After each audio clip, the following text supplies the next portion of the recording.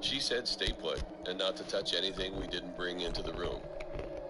Not a minute later after she walked out of the room, we heard a loud crash and glass shattering in the room below us. The sicko had thrown a brick from the walkway through the guest bedroom window and managed to get in. I remember Bev running into the room, pulling us into the closet, telling us we were going to play a game of hide and seek and to be very quiet. She got out of the closet and locked it from the outside latch and disappeared. Several minutes passed and we could hear a grown man screaming, come out wherever you are. I only want to play. Then I heard what sounded like water running in the bathroom across from the closet. Then it shut off. And I heard Bev yelling something at the man. It was something like, the police are on their way. You better get out of my fucking house now. Then we could hear loud, heavy footsteps sprinting out of the room, and then sirens wailing in the distance. Bev shrieked, and we heard a loud thud on the ground below us. Bev had managed to find an old wooden bat. As the man turned a corner to go out the front door, Bev swung the bat as hard as she could, knocking the man to the floor. Dazed, he got up and tried chasing her outside, but the cops had already arrived and tackled the man on sight. My mom came home immediately and took me, my brother, and Bev back to my house. A few years later, she explained that the man was a known sex offender and had escaped from prison. In the report, he was said to be carrying a rather large knife in his pocket and had a Saturday night special come tucked up. in the waist of his pants. Thank you. Good block, boy. Good block, boy, JB. Block, boy, JB. It happened last year, 2018, when I was still in my second year of high school. It was earlier March that I was in school. We were just playing some quiz game on my laptop. I connected it. Good block, boy. But they decided that the school's power alarm went off. They said this isn't a joke, but rather a maniac just entered our school with a gun. So all of us closed the door and the window to our classroom and switched off the lights. It was all silent, like you could hear a pin drop to the floor. At first, I wasn't panicking that much, but it all started to happen when a gunshot was heard from the distance of our room. I can assume that he already knows that we're here. We are the closest room from the entry hall. Every single one of my classmates was crying. I'm the tallest and the oldest student of them all. I'm 16 and some of them are 15 and 14 and another one is 12. So I thought, I'm the oldest. I should protect them. And I was like that. So then I grabbed the fire extinguisher in our room, because every single room in my school has a fire blanket and a fire extinguisher, just in case of a fire. I had a stupid plan inside my head that I'll spray him with the fire extinguisher. So then I opened our room door, and I came across it. He was a middle-aged man. Man, it's great, bro. It's great. It's all good. And black slacks. Bro, it's all good. Bro, we got all day. At first, we were having a quick draw match. Yeah, good. Like that. He grabbed his gun first. I mean, I don't got all day, but y'all probably do. I can feel my heart beating fast. Just then he aimed a gun at me, but it didn't shoot at all. He forgot to cock his gun. So then it's my chance to hit him with the fire extinguisher and knock him out. After that, the police arrived and every student was reunited with their family. And still, I'm wondering, what could have happened if he didn't forget to cock his gun and shoot me first? Oh, I ain't mean do that. Come on. Try to, yeah. I saw it. Oh, he cherished. I work in an office in the city. On the weekends, I used to love to get away from all the hustle and bustle and take a trip to the countryside. Luckily, I have a cottage in a small village which is located right at the edge of the forest. How I used to love to get out of the city and spend the weekend in my little cottage. Why did I stop? I know, bro. They giving them everything. After a hard week at work, I needed to rest, so I decided to get out of town. I went home, packed my bags, threw them in the trunk, and drove off. When I arrived in the village, it was late in the evening and I was tired from the long drive. That's for I went straight to bed and fell asleep quickly. bro. I green In the nose, middle bro. of the Trust me, I night, I green was nose. awakened by the sound of my car alarm going off. I looked out the window, but there was nobody in sight. I found my car keys, pressed the button to shut off the alarm, and the awful noise stopped. Bro, 2K I lay is back get. down and tried to fall asleep. That's all good. That's all good. All of a sudden, the alarm went off again. I didn't feel like getting up, so I just grabbed my keys and pressed the button once more. Good shot. Everything was peaceful and quiet again. However, 5 minutes later, the alarm went off a third time. Once or twice could have been an accident, but now I was wondering what was going on. Could someone be playing tricks on me in the middle of the night? I got up again and pressed the button to turn off the alarm. But this time, I didn't lay back down. I stood at the curtains and watched. After a few minutes, I saw something by the light of the moon. A shadow emerged from the bushes and slowly approached the car. I could just about make out the shape. It was something tall, skinny, and black. The figure reached out with its long, thin arms and knocked on the car. The alarm went off again, and quick as a flash, the dark figure retreated back into the bushes. At that moment, I realized what was going on and began shaking with fear. I turned off the alarm and continued to watch. The thing emerged from the bushes again, slid silently over to the gates, threw a hand through them, and removed the partition holding the gates closed. I was paralyzed with fear, and I couldn't move. My mind was overcome It's by all good. panic It's all thoughts. good, bro. What was it? What did it want from me? What was it doing? Would it ever go away? A shiver ran through my body, from my head down to my toes. Nope. My mouth was dry and my heart was beating fast. Hey, I was hey, so tense, Jay. I was gritting my teeth and What you clenching doing, my bro? hands into fists. I regained control of myself and ran down the stairs as fast as my legs could carry me to the ground floor. I wanted to look for something I could use to protect myself. However, just as I was about to switch on the lights, I suddenly froze in my tracks. The dark figure was at the window. It was pressed up against the glass, staring in, looking to see whether or not there was someone I'm about to get the YouTube Premium, something like that. home. I immediately ducked down behind the sofa and peered out. That's when I realized what all those tricks with the car were for. It was trying to lure its victim outside. I couldn't take my eyes off its hideous face. Its skin was the color of ash and covered with wrinkles. Its eyes were small, beady, and completely black. Instead of it having a nose, there were 2 ragged holes. It didn't have any lips, just 2 rows of sharp, yellow teeth.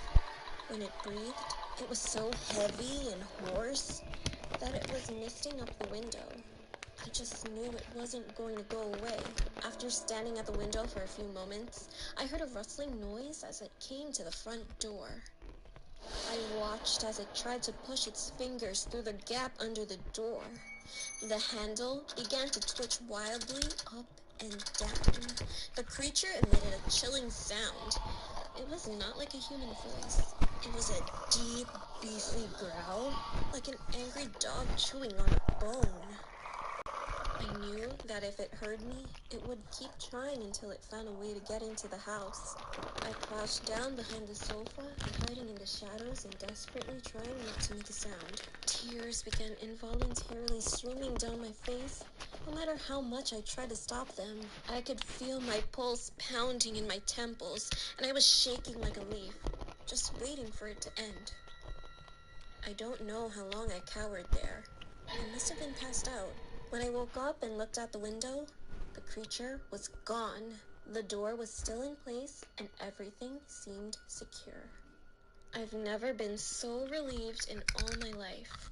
I ran upstairs and looked out the window. It was light outside and there was no sign of anything wrong. Taking a chance, I grabbed my keys and without stopping to collect any of my things, I ran out to the car. I jumped in, locked the doors, and drove away from the village as fast as... Oh. What's up, here? What's up? Let's see what Do you cuz. do you know where I am? Do you know where I am right now? Nope. Check out your apartment building. This ain't my apartment.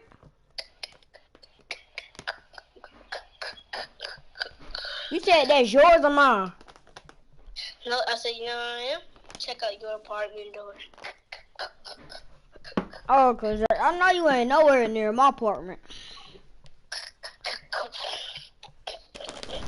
Somebody gave me your address.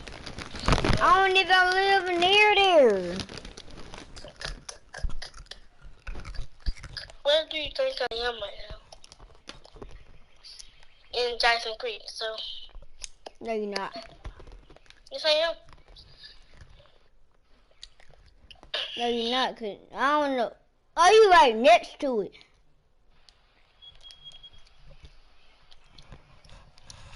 Oh, you right next to it. I know what you're talking about.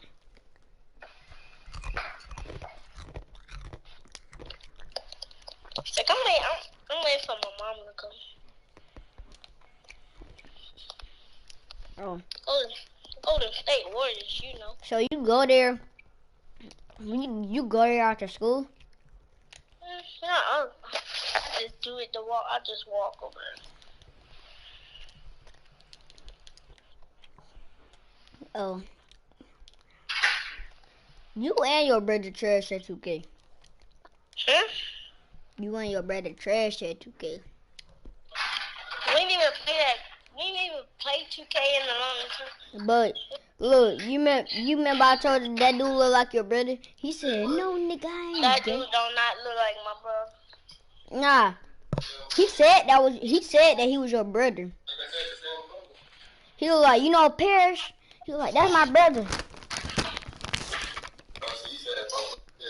No, I said that. I was using the bathroom.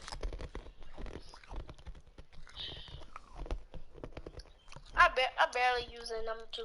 I do peas only. You need to stop talking. Alright, well, constipation. What you playing? 2K.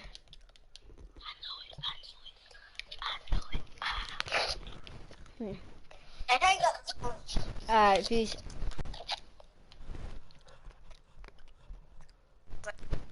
I didn't stop driving until I got back to the city. When I got back to my apartment, I turned on the radio and heard a news report. The announcer said that, in the village, the dead bodies of 2 girls had been discovered. Their corpses had been mutilated and dumped in a swamp. I guess the creature found what it was looking for. I don't want to, but I am curious to know. What would have happened if I didn't make the right decision of sprinting?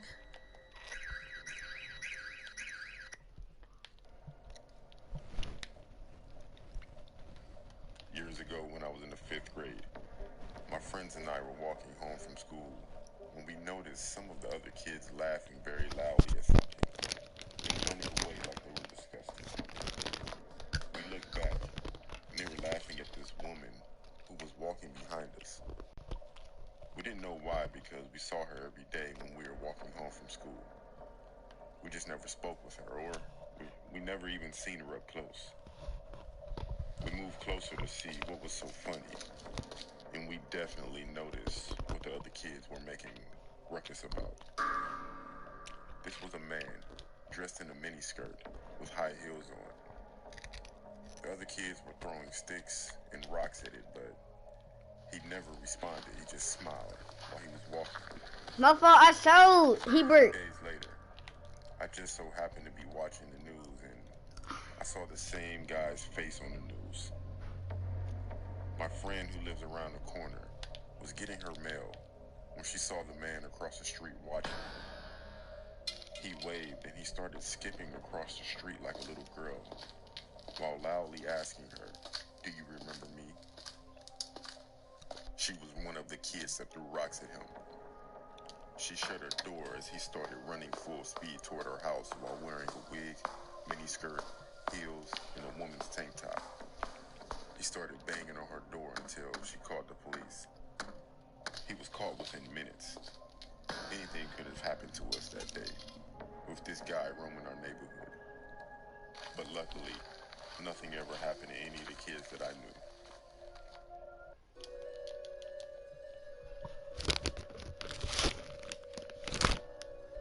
story happened when I was 18 years old and a senior in high school. It was an ordinary night. My dad worked the night shift, so we all decided to sleep in my parents' room. I was with my younger brother, who was 15 years old at the time, my younger sister, who was 11 years old, and my mom. My parents' room was a small, purple, square-shaped room, which also had a bathroom. The bathroom's door was across from the bed. My younger brother and I slept on my parents' bed while my mom and my younger sister slept on the floor.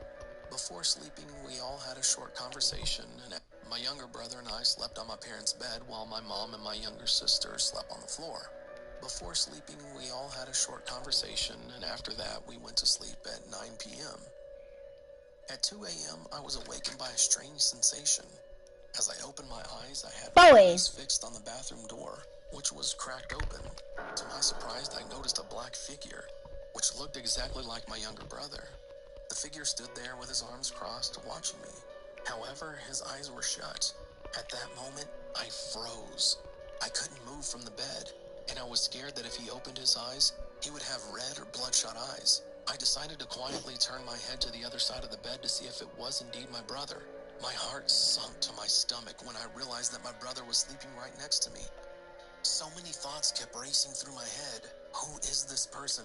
Why is he here? How could he look exactly like my brother? I tried as hard as possible to sleep and ignore what I saw. A few minutes later, after opening and closing my eyes, I was shocked to see that the figure was now standing above me, still looking right into my eyes with his eyes shut. My eyes were wide open from the shock. He a baby. I felt like I was going to die from a heart attack. I felt as if he was starting to open his eyes, which scared me and caused me to close my eyes and force myself to sleep. Forcing myself to sleep worked, and the next thing I knew, it was morning. When I woke up, I headed to the living room and saw my mom. After holding it inside for a bit, I gave up and told my mom about the incident. I almost froze when she said she saw the same exact figure and witnessed what happened. It was terrifying. We both saw the same black figure that looked exactly like my brother. Yeah, I'm just trying to get so. We lived in that house for 2 more years until we finally moved out. After the move, we told my dad about this story because he doesn't like hearing creepy stories, so we kept it a secret until we moved. He surprised us by saying that we were not alone. He saw some strange things in that house as well.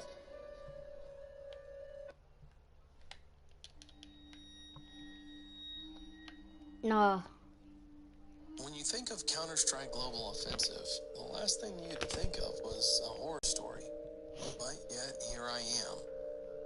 It was the summer of 2014, and I was bored and home alone, so naturally I hopped on CSGO. Hey, Jai. I went to Dust Online to play some casual. It wasn't a very busy lobby. There was about 5. Bro, I'm trying to dunk. I joined Terrace, where I quickly discovered the only other person with a mic was a guy whose name was something like Smarties McFlurry. He sounded a lot older than me. Let me just repeat it. Get it up. No, that's green. That's green. Set no screens. Color green. We played good together since we had the same number of skills. Game chat. We eventually played Talk trash. CSGO together, and then Yeah, you're trash. You got jerked off by a squeaker. After that, he asked for, so I got off and watched some TV. My controller been charged for like 2 minutes, and that was on 2 bars. At like 1 a.m., I awoke and got a glass of water. Then I heard a Snapchat notification from my phone. Curious as to who was sending snaps at this time of night, I picked it up and saw it was from Dave.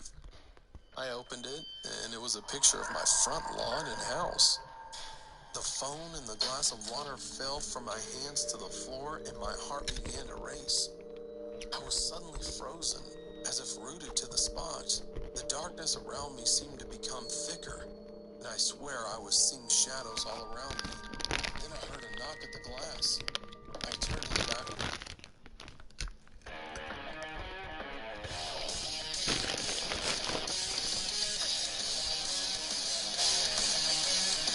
Don't blink. You ready to get this work put in? Window, and there he was. Let's get him. Who looked a lot older and creepy. Alright, bet. Without thinking, I ran to the back door, locked it. I also locked the front door. I could hear him calling to me through the window.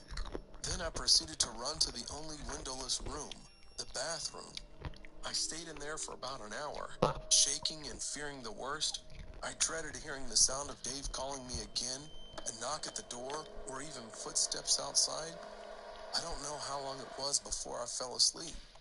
I got bored. The next morning, my parents arrived home, and I hesitated to tell them Hey, about my when I go against experience. sweaties, I knew I they don't would play talk shit on me, for but fun. it wasn't just that. I was questioning whether or not I was dreaming when the Dave guy appeared Bro, at my house. if you a pro or higher, I don't Not go been easy dreaming on you. playing CS:GO with him though. However, when I checked my phone, it was like he didn't exist. He was not on my friends list in CS:GO. His Steam account was gone. His Discord was gone, and even his Snapchat was gone. All deleted. To Green. this day, I still question my sanity on whether or not this Dave guy who I played CS:GO with really existed. I know for sure we had chatted on the game, on Discord and on Snapchat, but had he really come to my house? And why were all of his online accounts deleted? I really don't know. Hey, I'm about to get take. When I get take, I'm a board cleaner. I was at my friend's birthday party. It was 11 p.m. After the party, I drove my friend to their house, 2 hours away, drive from the party we'd been. When we went to their village, Green. it's a pretty big village, and most of the owner is rich. While I was driving, there is a street there, kind of 500 meters long, and it's very dark and creepy. The car I was driving is a Toyota Revo. It has 11 seating capacity, and we are just 3 inside the car. I passed that creepy street, I'm kind of scared because it's Bro, dark and a lot of trees that... I know he didn't just make that. I thought that was a There's no shark. street light. It's just my car headlights that give light on the road. I got After we him pass drunken. that street and I dropped them on their house, and I'm just alone to go back to my home. But I was scared because there's no alternate route. I really need to pass that creepy street in their village. I have no choice but to be brave. Nope. So, when I'm about to pass that street, it's really dark, but I have no choice Take but over. to pass that creepy street. While I was driving on that creepy street, about in the middle of it, suddenly, I felt cold. But my aircon temperature was not Green. that cold. And suddenly, my back of the neck starts to feel cold. When I look in my rear mirror view, I saw something sitting on the back of Sid looking at me. It's a woman and wearing white clothes and red eyes. I was so scared, so I drive too fast and my car engines start making a lot of noise, and so fast. There's a speed bump, but I didn't stop. My car started to slam its front bumper on the road when I drive too fast in the speed bump because I was so scared until I reached the guardhouse office.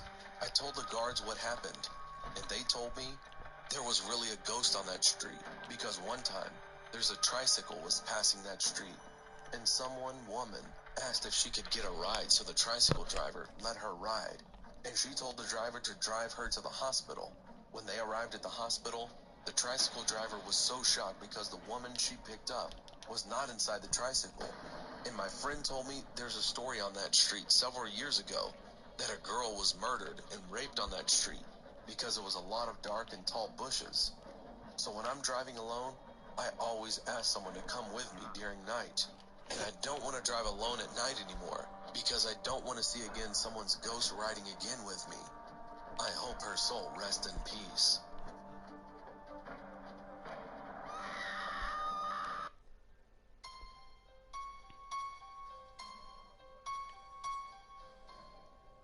I was a big Tinder guy a few years ago. Everywhere I went, I would update my location and then update, my life. Then I quit doing Tinder and stuck with Instagram. I know, they're completely different, and IG has a bunch of fake accounts. So I saw this girl commenting on all of my friends' pictures. Then she commented on mine. I also saw my friends replying, so I figured she was a real person because I looked on her page and she had way more followers than people she was following. So I DM'd her. I definitely thought she wasn't going to reply, but she did within an hour. We talked for maybe 2 or 3 weeks and we made it official. She was pretty, had a degree, and a good job, as she said. Hey, you know that green, boy? Dude, then. Oh, got bored. Hold up. Every day she posted new photos. Pure post score, dude. Pure post score, dude. Pretty jealous, except for my friend Ryan. He said I was stupid because I never spoke with her. I I know. only messaged her. She invited me over because she said she can cook. Ryan told me to don't go. The rest of my friends said Bert. don't have any kids. Give me that Don't board. laugh. So I went over there, but not without Ryan calling me a clown first. Hey, right here. Let me show him Duke dinner. Let me show him Duke dinner. Let me show him Duke dinner, man. When I first started to talk to her, Duke dinner. she Duke said dinner. that she lived in a Oh, nice my neighborhood. boy, that's all. But when I got there were people everywhere, and the neighborhood was not that nice. When I stopped at the stop sign at the corner, people walked up to my windows and asked me, Bert. what do I need? But I Shout out to the really one fast in the and got screen, to the house. cuz. It was a duplex, so I measured her. Alright, and let's she hurry said up and to get come this up the game over stairs. with. It was Bruh. about 9 at night. I go and to people dance. were everywhere, just standing around. I knocked on the door and I was I'm gonna go to definitely game excited. chat. I told you. The door Well, I told you was about to get that work put in, boy. white, About to put that work.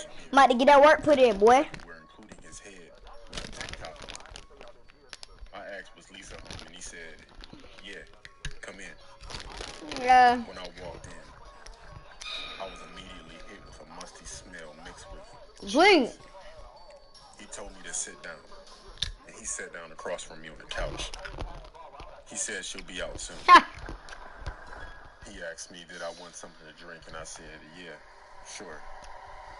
When I got up, I texted her, can she come out, please? She immediately said yes. The man came back in with 2 cups of juice, one for him and one for myself. Then I noticed that he put a phone down on the table next to him. So I acted like I sneezed and got some on my arm. Then I asked for a tissue. He went to get some tissue and he left his phone like I thought he would. I texted her back to my order, the phone. I looked on the caller ID and it was my name. I heard him coming back. He came back in. We sat there for about a minute. And then the phone rang again because he never checked the message that I sent. He looked at the phone. I looked at the phone. Then we looked at each other. I postured up, and he calmly said, I guess you caught me. Then out of nowhere, he lunged toward me, attempting to grab me. I punched him, and he fell on his face. I ran out of there so fast, and I never looked back. Yeah, I called the cops. And when they got there, the man was still knocked out. After that, I never went on dates with people that I met online again.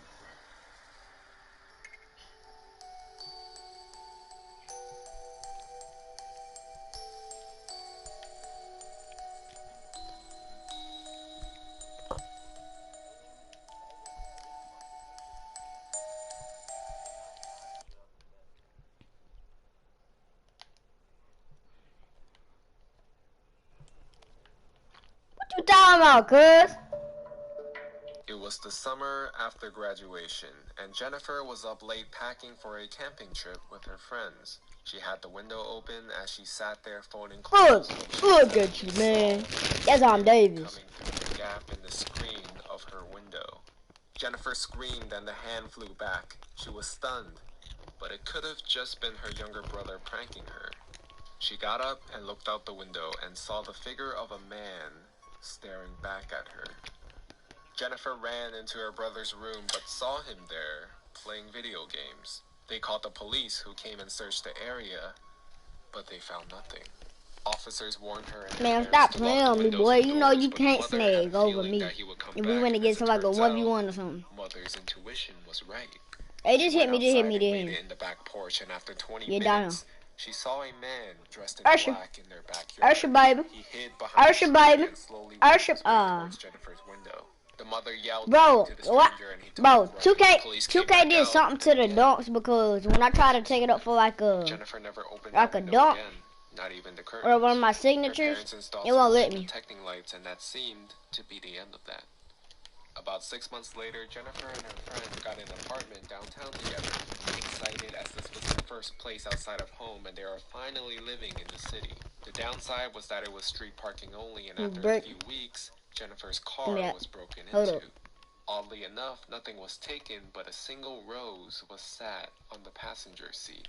This creeped her out for sure, but she vowed to be vigilant and safe. She always tried to park close to the entrance near the lights, but it was often difficult to get those spots and she would have to park farther away. Green.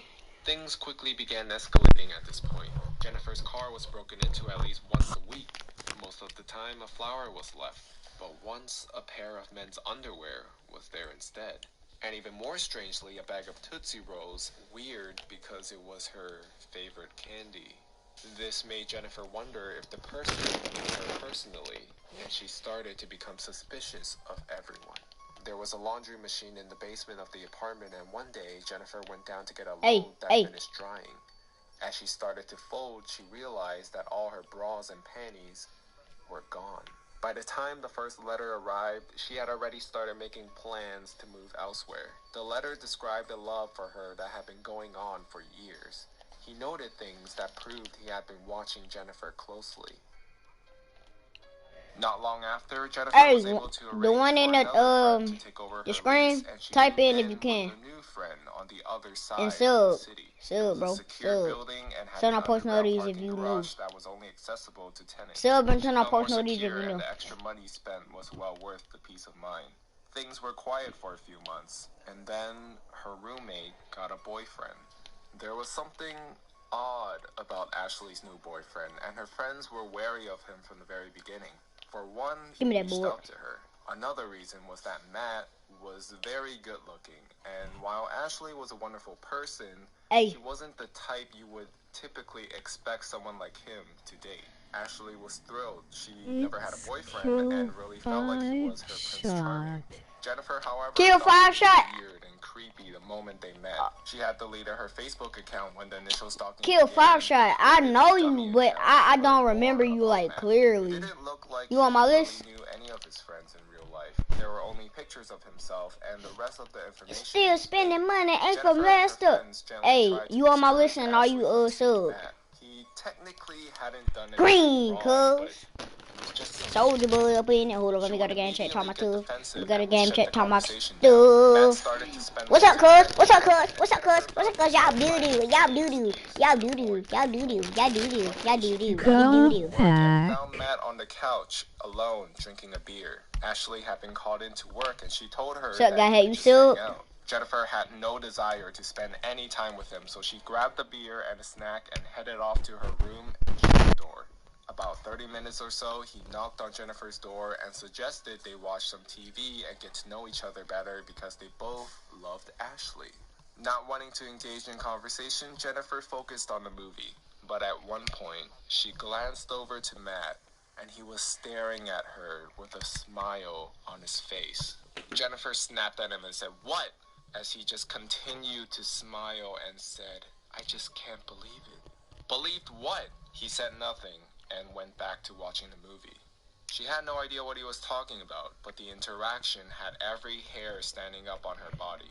She excused herself and Nah, locked the door. who said they gonna get on their lock? Another month or so went on, and Jennifer had managed to avoid being home for much beyond sleeping and Hey, for real, showering. just don't. Matt practically lived there and had even brought a bunch of his things into Ashley's room. Jennifer didn't want to. You can get the lock, but don't get them right now though. You know what? You might go get them now.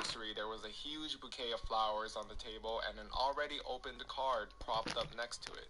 Jennifer was curious, so she opened the card and her heart started beating through her chest.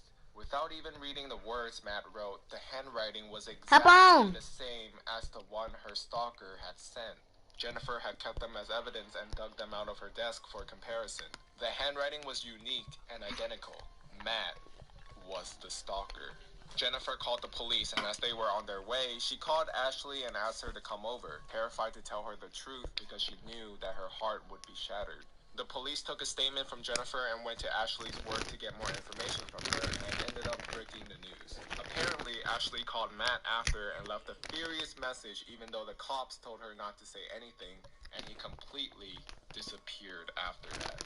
There was no Matt or anyone matching his resemblance at the place he said he worked. Ashley had never been to his apartment because he said he would be staying with his friends while trying to save money for a trip to Europe.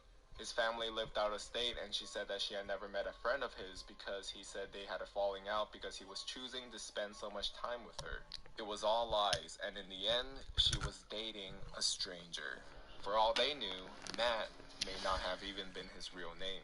He had left the duffel bag in the apartment that was full of gym clothes, but in one compartment, there were about 10 pictures of Jennifer. All were taken from far away with the exception of one of her sleeping.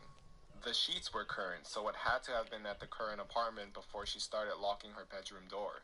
A few pictures dated back to before the incident at her parents' house, which was further evidence that it was him as well.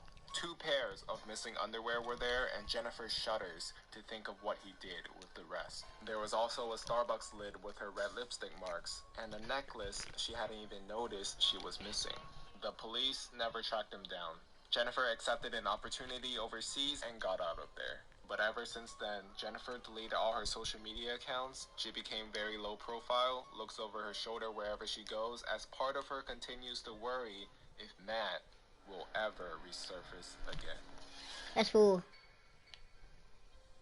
What I tell y'all boys what I can do.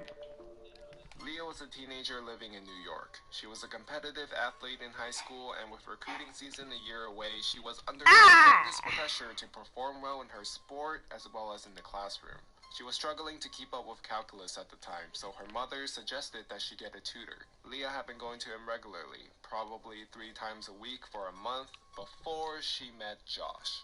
Session after, and they would cross paths every week. It had never been more than a glance and a smile, as she was incredibly shy and terrified of boys. One day, her tutor had to change his schedule and decided to book them together. Leah was shocked and delighted when Josh started chatting with her afterwards and asked for her phone number. Eventually, they both began dating.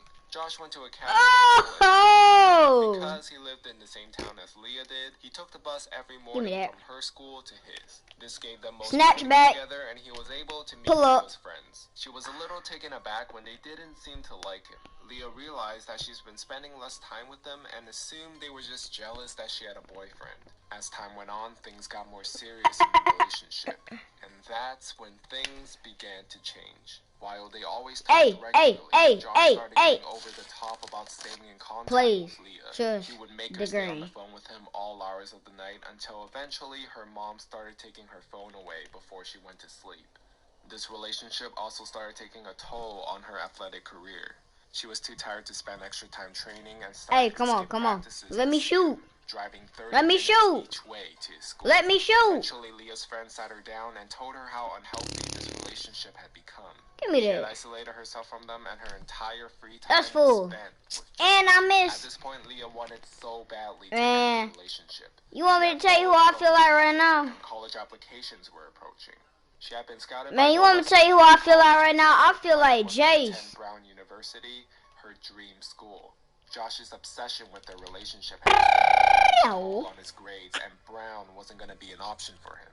Leah remembered telling him that was where she was planning on going, and he freaked out, saying that he would never get in, and he begged her not to go. At the time, she was also recruited by the University of Illinois.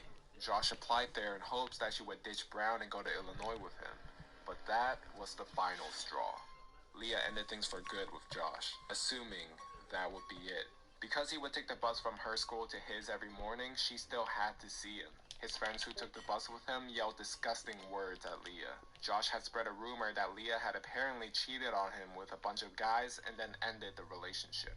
Leah spent months getting nasty messages accusing her of having STDs and also saying some horrifying things. Unfortunately, deleting Facebook was what set off the stalker tendencies for Josh. He wasn't able to see her face online anymore, so he started calling non-stop and sending desperate messages telling Leah that he loved her. While all of this was going on, Leah and her team was set to win the high school championship in volleyball. Josh showed up while Leah was competing and they saw each other. This shook Leah so badly that she ended up losing the title for her team, and it made her furious and heartbroken. Leah ended up picking up his call that same night and screamed at him, telling him to never contact Grunge.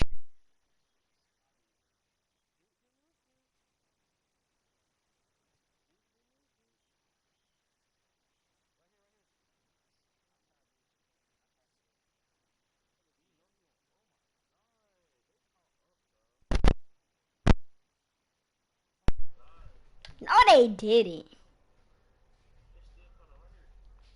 You better green. We won. No, kiddo.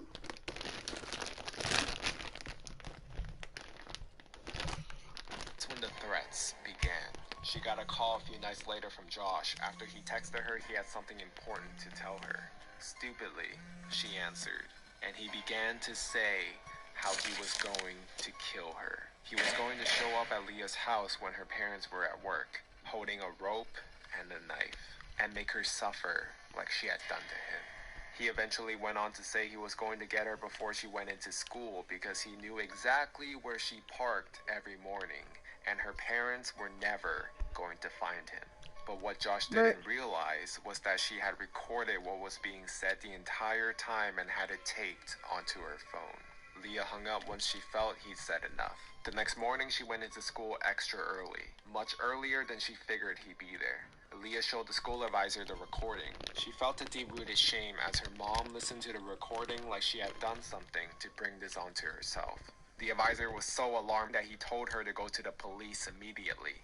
Leah and her mother sat in the police station all day explaining the story of her relationship with Josh and how it got to this point. The police then drove to his high school and arrested him while he was in class. As she was bringing food back to the police station for herself and her mom, she saw Josh in handcuffs, and he indeed looked like he wanted to kill her.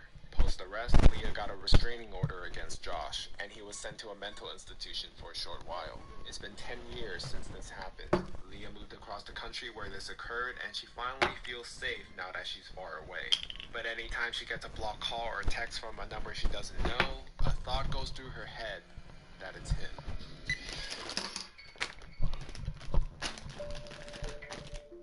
I was texting this girl I met through Tinder, and I finally asked if she wanted to go out for dinner. She replied and said yeah, so I picked her up and we got to the restaurant. Things were going well. It was our first time meeting in person. We started talking about our favorite shows, which led to the topic on movies. Nothing suspicious about this girl. At that moment, we decided to go to a theater after to watch Captain America Winter Soldier. She said there was a cinema nearby, but I wasn't familiar with the area, so I used the GPS on my phone and she helped me navigate. Once we got there, we started walking inside and I realized, oh, I don't have my phone in my pocket. I must have left it in the car. So I started to walk back to get it. However, my date kept insisting I just leave it in the car because we were going to miss the beginning of the film. I mean, it's true I didn't need to have my phone with me, especially since we're going to watch a movie. But for some reason, I was feeling very paranoid about it, and I just got this new phone about a week or so. We went back and checked the car for about 10 minutes, but I couldn't find it. I asked her to check her jacket and her bag, but she said it wasn't there. A couple parked next to us, so I asked them to ring my number because I couldn't find it. And would you believe, it started to ring, but it was obviously coming from my handbag. I thanked the couple and locked my car, and as I turned back around, she was walking the other way, so I ran up to catch up and asked what was going on, but she was being very dismissive and was barely talking to me. That's when I realized this wasn't an accident. This woman was trying to steal my phone. If this had gone according to her plan, she could have just pulled the, oh, I need to go to the restroom excuse and left during the movie. There's a big chance that she's done this with other people in the past and will continue to do so in the future, and just waiting for her next victim. So that was the last time I saw that woman, and I just drove home without her. See you later, thief. When I was in middle school, I was constantly made fun of and picked on, and that ridicule transferred to whenever I rode the school bus. So I started walking 3 miles to and from school every day. The path I walked on was pretty safe, mostly on a sidewalk and always on a busy road, with the last 2.5 miles being a straight shot directly to the school. Back then, there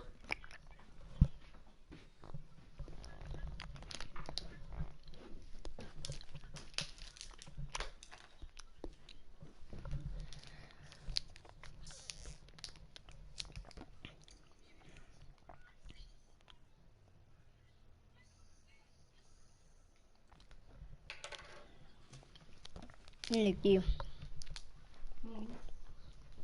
Thank you.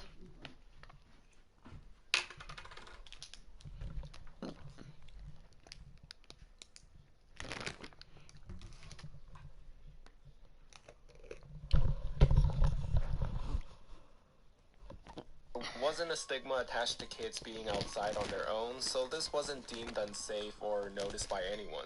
I lived alone with my father, parents being divorced, and my mother saw me on the weekends. He didn't see any harm in the walking, and my mother wasn't aware of this, nor that I was being picked on in school, so I continued for over half the school year. One day as I was going home, I saw a car pull up about 100 feet ahead of me. I thought to myself, that car looks familiar. Oh, nice, that's my dad. He's gonna drive me the way home. I started to jog up to the car, seeing him in the driver's seat waiting patiently. His hair looks darker than normal today. Wasn't the inside of his car tan, not red? The thoughts left as soon as they entered, and I caught up to the car, opened the passenger side door, and started to get in. As I was tossing my backpack on the floor in front of me and swinging my legs into the car, thanks, Dad. Before I knew it, I had shut the car door and we began to move. This isn't my father. This man was much older, by at least 20 years. Hair obviously dyed black, and hands propped at 10 and 2 on the steering wheel. The shirt he was wearing looked just like the one my father would have worn. A short sleeve collar button down, brick red with black and horizontal lines. Bro, what you doing? But not too wrinkled either. He was smiling at me, which probably would have felt warm if it was coming from my grandfather, but instead felt menacing. I heard a click and looked over at the door that had just been locked. I Boy, stop playing with me, boy. I'll bail you up. Turned and faced forward and completely froze. What's up then? What's up then? Hello, I saw you walking. Bro, they spamming. When I press square, they spam. I didn't move or answer. Don't act scared, just act normal. His voice matched his smile, deceivingly friendly. We were roughly a mile away from home, and half a mile from the next turn needed to head in that direction. All I could concentrate on is how I get out of the situation. Are you on your way home? Home. Yes, I want to go home. Where's your house? I can take you back home. Feeling just slightly relieved, I told him to take the next right turn. I felt myself begin to breathe, and I realized how tense I had been. My body relaxed slightly, and I finally moved and wrapped my hands around my backpack straps. We started to come up on the intersection, and I pointed ahead. The dotted line for the turn lane had begun. You know that's green! Instantly, I tensed back up, and my grip and my gaze on my backpack straps tightened. Don't act scared. Don't act scared. No, I really need to get back home. He swung the car into the turn lane and began to make the turn. Okay, see? Everything is going to be fine. He's taking you home. Are you sure? I'll make sure you get home before anyone realizes you're gone. Stay calm. Don't act scared. No, I need to get home now. My father is expecting me home right now. He's waiting. Okay, maybe next time. We can meet here at the same place tomorrow. Sure, yes, tomorrow sounds good. I just need to get home today now. My eyes were firmly trained on the road ahead of us, hoping that if I just focused on the direction home, I would get there. The turn into my neighborhood was approaching, and I informed him again and pointing towards that direction. The next few moments were silent, even though it was so loud in my head. Oh wait, he can't know where I live.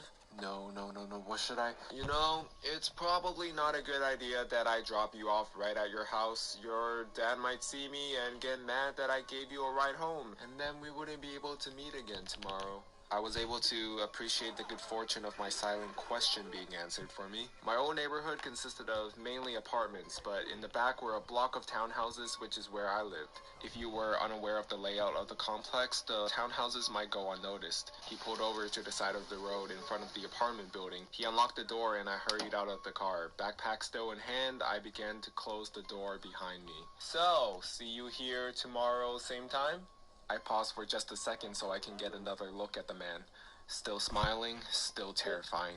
Yes, tomorrow. See you later. Don't run, don't act scared. I swung my backpack on the right way and briskly walked in the opposite direction of my house. I could hear the car still idling behind me, and it wasn't until I was able to turn off that road and leave his view that I always been mate.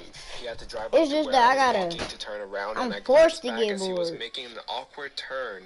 He caught my gaze and gave a slight wave before driving off. I turned my head and kept walking, and the moment I could no longer hear the car, I ran as fast as my legs and heavy backpack would let me. I ran around to where I could hide between two buildings and hid there for a while until I felt it was enough time passed to feel confident he was not driving back around looking for me. I ran the rest of the way home, keeping a lookout, making sure he wouldn't be able to see me in the backyards. I reached the front door, unlocked it, and almost spilled inside because I was moving so fast. It wasn't until I locked the door behind me that I felt safe. I was home. In the end, I told both my parents, and my mother forced my father to drive and pick me up from school for the remainder of the school year. My father didn't believe me and thought I made up the story to get out of walking to school. Well, it didn't matter. It was worth his disbelief and annoyance every day in the car, so I never had to meet that guy again. When Lacey was 20 years old, she worked as a delivery girl for a pretty popular pizzeria in her area. Initially, she worked a late morning to mid-afternoon shift, but the guy who delivered the night shift ended up getting fired due to him losing his license because of a DUI. She was placed on the night shift instead.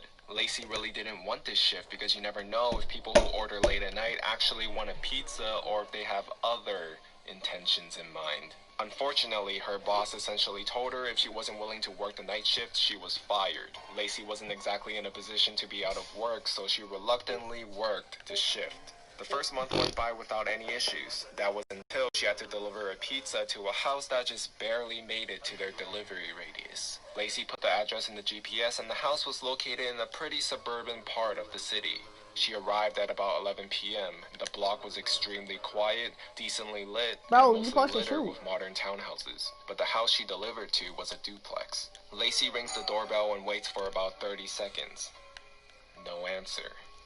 She rings it again and waits for another 30 seconds. Still no answer. She's standing there getting pretty nervous that something's about to go down, but thankfully a man opens the door. He looked like he was in his late 40s. Lacey tells him his pizza's here and he just stands there, staring at her. She asked him if he was okay and he responded by saying, "Yeah, I'm fine, sorry. I got off work not too long ago and I'm zoning out a bit." He hands her the money and she hands him the pizza, and as she's making change, bro, you're building cheese. You're getting lucky. Not really thinking too much into it, Lacey thanked him for the compliment and gave him his change. She walked back to her car and finished the remaining deliveries for the night. A few days later, you're gonna get out my court, nigga. Get out my court, then, nigga. Get out my court, then, nigga. Get out my court, then, nigga. Nigga. Get out my court, then, nigga. Get out my court, nigga. Lacey told him she was tired and Nigga. can't wait Get to out go my home, court, to which she nigga. chuckled and Yes, said, I did. know that feeling. I dropped 4 points. I dropped 4 points. Asks what her name is. Being tired at this point and not really thinking, she stupidly I dropped 4 times. As Lacey was 12. making change, he asks if he could have her number as he You in your late 50s, get off the game and go to work. Go to work. Go to work. 4 times 4? Before she said, "Sorry, I have a boyfriend." 16, cuz. And says, "Oh, okay. I see." They stand there in silence before Alright, she go tells back them to part good shit. night and walks back to her car. He says nothing and still stands at the doorway staring at Lacey until he finally went back inside when she started the car. There was a pretty creepy vibe from this guy, and she even brought it up to her coworker that they also agreed was creepy, except for her boss, who overheard everything and claimed Lacey was making up stories to try to gain sympathy for having to take the night shift. A week later, there's an order from the same guy, and this is when it hits the fan. Lacey arrived at the house at around 10:30 p.m. As she's approaching the door, it quickly swings open to reveal the man, except this time he was wearing a suit. "Sorry if I scared you. I saw you out the window and figured I'd just open the door now so that you wouldn't have to ring the bell." Lacey was getting scared because there were no lights in the house, so he was sitting in the dark this entire time. And if so, why? He asked if she liked his suit, to which Lacey said yes. He then asks, "Would you like to go on a date with me tonight?" She once again tells him that she has a boyfriend, to which he chuckles and gets close to her and says, "There's no way a girl your age is in a serious relationship. If you go on a date with me, I'll show you how a real man treats a girl." He grabs the pizza box from her, throws it to the side, and grabs Get don't cuz. Byron. Lacey's officially losing her mind at this point and trying not to cry from the fear that Byron. pleading with him. "I just want to go home. I don't want to go on a date." He just stares at her with a most sinister look and said, "I don't care. Get inside now. We're gonna have a good time." He starts trying to pull Lacey into the house and she's resisting as much as she can. After a bit of struggling, he lets go of one of her arms and starts grabbing something out of his pocket, which she presumed was a knife. Lacey used her free arm to punch him as hard as she could in his stomach. She quickly gets into the car, and as she gets in, he chases after her and tries pulling Lacey out of the car, holding the knife in the other arm, and yells, "Why are you making it difficult?"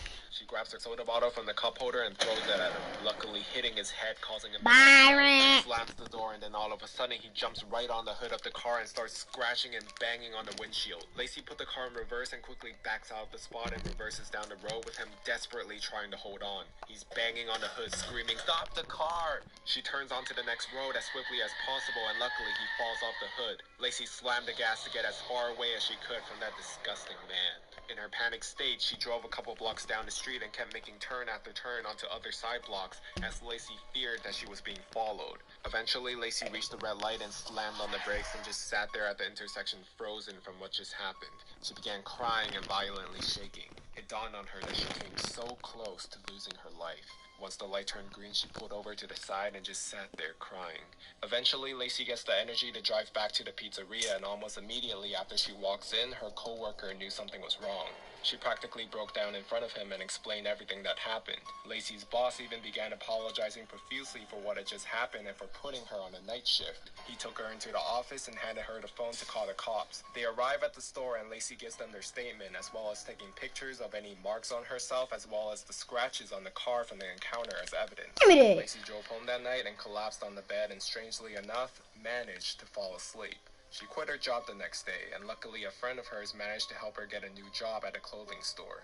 As far as the psycho goes, 2 days later, Lacey received an update from the police. The entire duplex was owned by the guy's brother, who lived on the left side with his wife, and the man lived on the right side of the duplex. She learned that he had been in and out of jail constantly, at first for robberies and assaults, but later on it was for other crimes involving a minor. He had been released from jail about 5 months before this encounter. When they arrived at the house, he was long gone, and his family had no idea where he ran off to.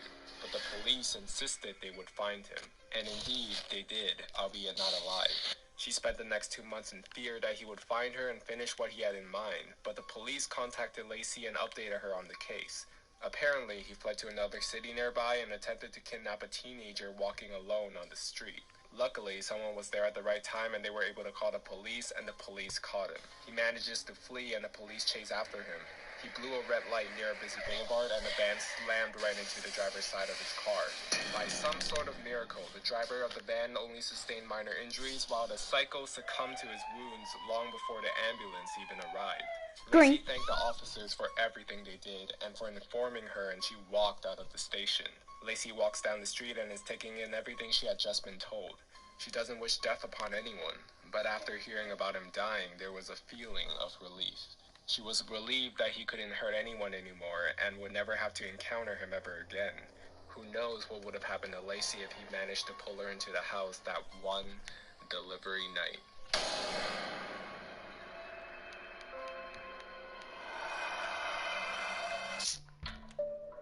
Stop. Max was a new college transfer student looking to rent out a room on Craigslist. Fortunately, he found a nice 2-bedroom apartment for cheap rent and close to campus, so it was the ideal spot. The girl who lived there was named Beth, and she was 29. She was tall with jet black hair and wore pale makeup. She seemed nice, although a little quiet, but she decided to let Max move in. During their first night living together, both of them went out for pizza, and that's when Max could tell there was something a little bit off with Beth. Throughout dinner, she kept telling him how much he looks like Shia LaBeouf. Max didn't know what to say, so he just shrugged it off with a thanks, even though he looks nothing like him. When they got back home, Beth asked if he wanted to see her room. Her walls were covered in posters of Shia LaBeouf. She even had printed out photos of him all over her mirror. She owned all his movies, and Max didn't know what to make out of it. The entire night, Beth had been saying how much he looks like him, and now it's obvious that she's obsessed with the guy. A few weeks passed, and they never really saw each other that much. Beth would come home from work and practically run into her room and spend the whole night there. She had this creepy, high-pitched giggle, and Max would hear her giggling through the walls all night. What the hell could she possibly be doing? Occasionally, Beth would come out and talk for like 2 minutes, and she would always be slurring her words, so Max suspected that she was drinking a lot. Sometimes Beth wouldn't say anything, and she would just stand in the hallway and watch him in the living room. Max would turn around to see her and say, "Hello, Beth." And then there would be this long, awkward pause while she gave out her creepy, high-pitched giggle. It was uncomfortable being around Beth. she gave him the chills. Boy, y'all boys be talking about me selling, but what y'all boys right here doing? The front door being unlocked. He came out of his bedroom and all the lights Look. were off, but he could still Look, I ain't even selling, bro. I'm helping She had y'all. her face against it, and she was turning the lock back and forth over and over again. And every time she turned the bolt, she mumbled Max's name. Max Parker. Get on my court. Max Parker. Bro, we on the street. I don't know what kind of streak we on, but we on the street, man. And it doesn't help that she kind of looks like the bigger version of the girl from the ring. Max quietly went back into his sleep, but couldn't, and he stayed up. Another night, he was watching Gladiator, and she stumbled out of her room and turned on the living room light, which forced him to pause the movie. She then asked if Max wanted to hear about her ex-boyfriend. It was so random and sudden, but he just said sure, and then awkwardly sat back to listen to her. 10 minutes into her story, and she was so riled up. She was screaming at the top of her lungs about their breakup. Max was worried that the neighbors were going to call the cops, and she wasn't listening when Max was asking her to lower the volume. Amidst all of her screaming, one thing she said really freaked him out. She was in such a fit and yelled, "I'll slit his throat." Suddenly, Max had no idea what this girl was capable of. She was practically a stranger, and everything he had seen was becoming alarmingly disturbing. After a few more minutes, she told him thanks for listening, and she started doing her giggle with him. Max got out of there pretty fast, and he had a pretty unsettled feeling about being in the house with her. And what's worse was that there was no lock on his bedroom door. He pushed the edge of his dresser in front of it to act as a little barricade. Max woke up in the middle of the night to the sound of his dresser scraping against the floor. Beth was pushing the door open. He turned on the light, shouting at her to stop, and he could see her through the opening of the door. She was so drunk and had this insane look in her eyes. Max yelled at her to go to bed. He could hear her walk back to her room, and once again, there was no way he was able to fall back asleep. The next morning, when Max went out into the hallway, his heart dropped. He saw one of her steak knives on the floor by his door. All he could think about was how she was saying she would slit that guy's throat. Max confronted her about it, and she said she doesn't remember trying to push his door open. She says she doesn't even remember telling him about her ex. Max had enough. His lease Oh, I forgot here. so he found a new spot and moved out. Not long after, Beth contacted him again. Max was at the movies, and when he turned on his phone, to his shock, he received over 40 text messages that she had sent him over the past 2 hours. They were all just insane texts that ranged from everything between "Hi, how are you?" to "I hate you." Max never responded, and he never heard from Beth again. However, he always wondered if he hadn't set his dresser in front of his door that night, would she have quietly come into his room and slit his throat?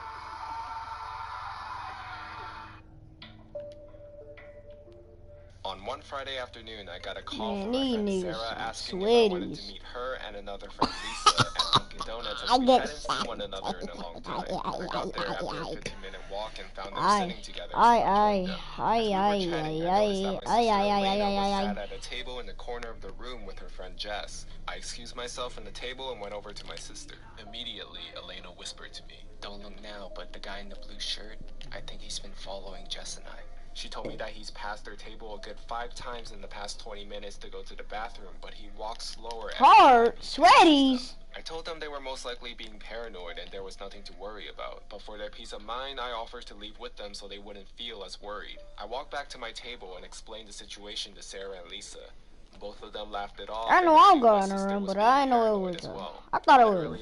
I'm protecting and too scared sharps. From his seat and walked towards the bathroom. My eyes followed him, and sure enough, he walked extremely slow past Elena and Jess. I don't care if he It was almost comical how obviously if he was a slow pro. he became. Both Elena and Jess looked in my direction, and I nodded to show that I had seen him walk slower. About 5 minutes later, I walked towards the restroom, and I passed Elena and Jess and told them I was ready to leave whenever they were.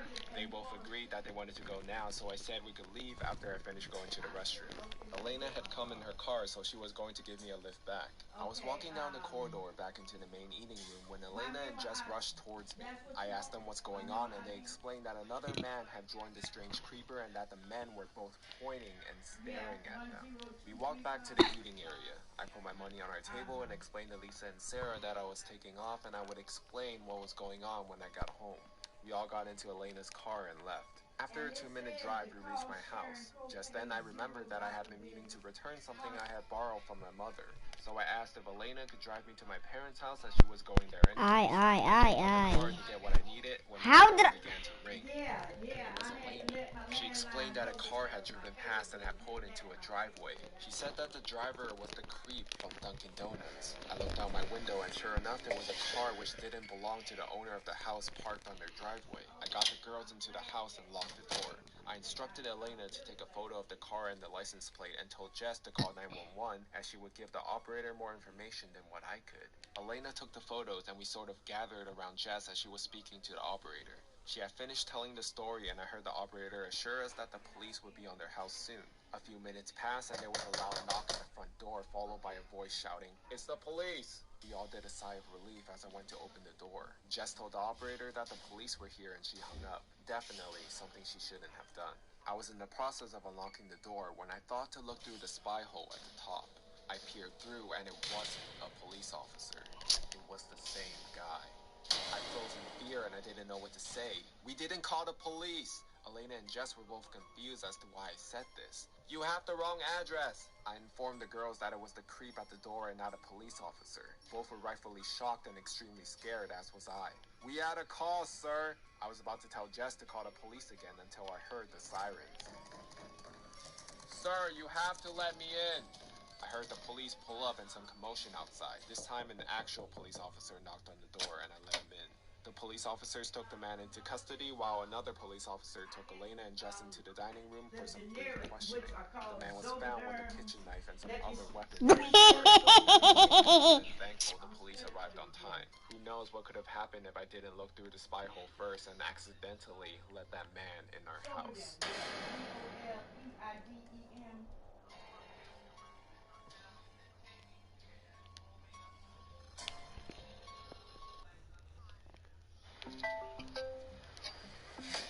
Some of y'all be taking stupid On one shots. Friday afternoon, I got a call from my friend Sarah asking if I wanted to meet her and another friend Lisa at Dunkin' Donuts as we hadn't seen one another in a long time. I got there after a 15-minute walk and found them sitting together, so I joined them.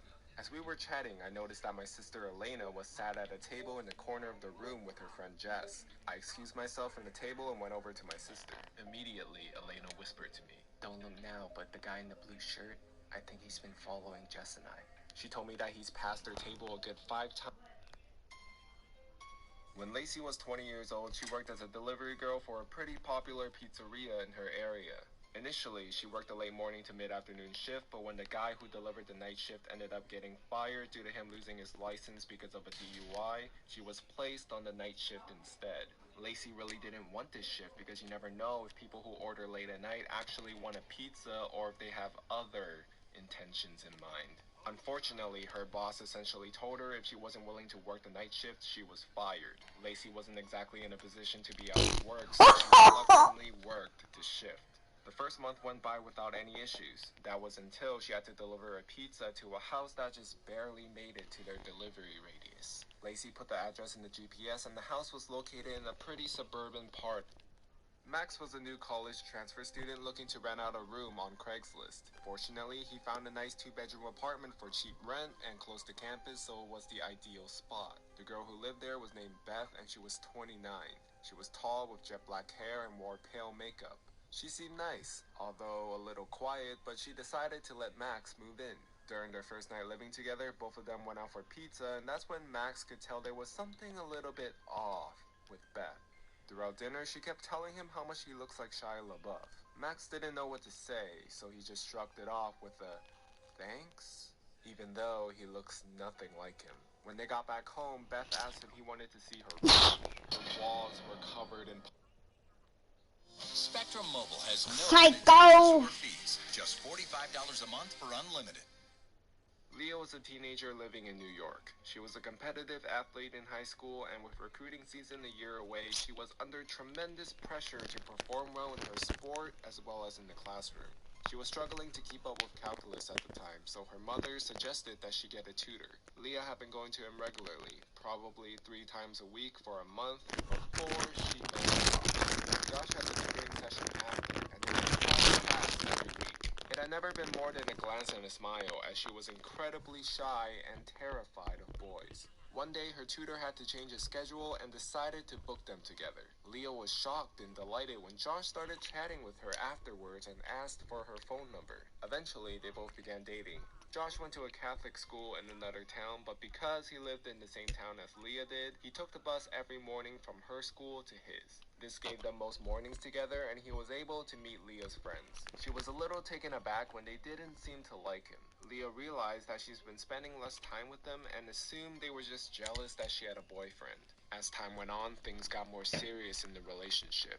And that's when things began to change. While they always talked regularly, Josh started getting over the top about staying in contact with Leah. He would make her stay on the phone with him all hours of the night until eventually her mom started taking her phone away before she went to sleep. This relationship also started taking a toll on her athletic career. She was too tired to spend extra time training and started to skip practices to see him, driving 30 minutes each way to his school.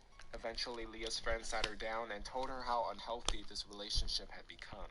She had isolated herself from them, and her entire free time was spent with Josh. At this point, Leah wanted so badly to end the relationship.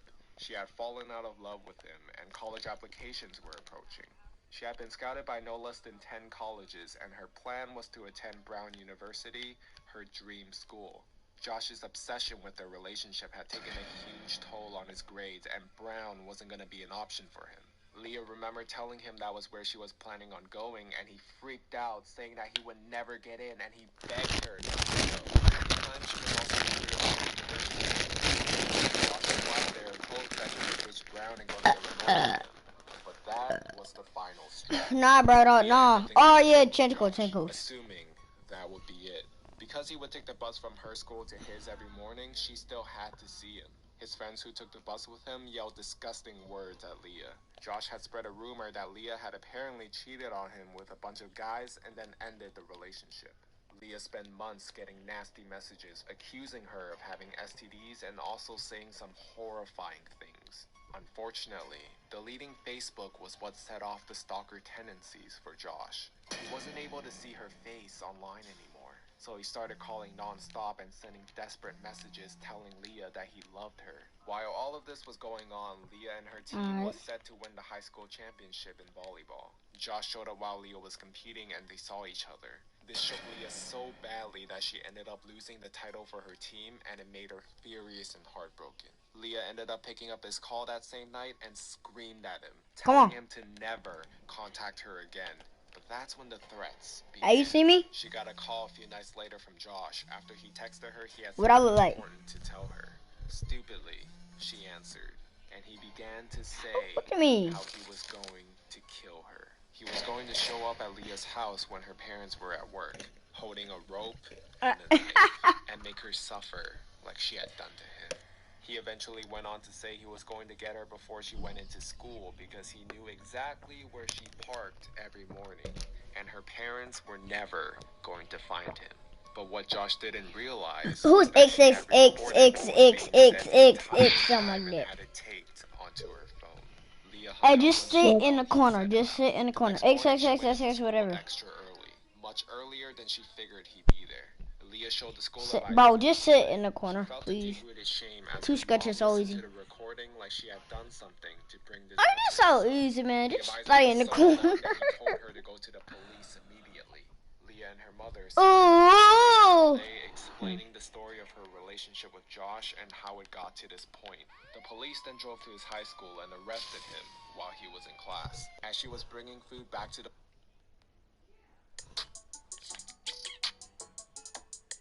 Introducing new Sprite lemonade. Yeah! It's the cool, crisp taste of Sprite, with just a splash of lemonade. Just a splash makes all the difference. When I was in middle school, fat.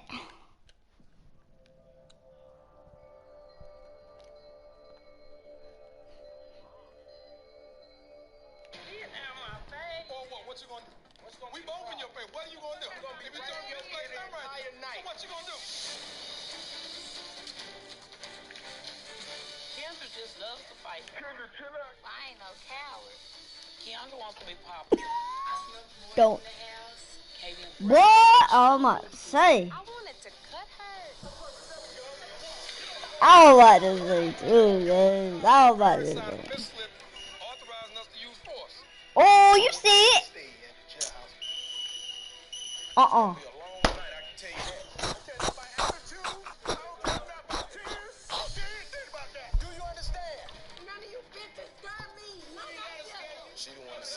she gonna be the toughest. Take the cuffs off of her.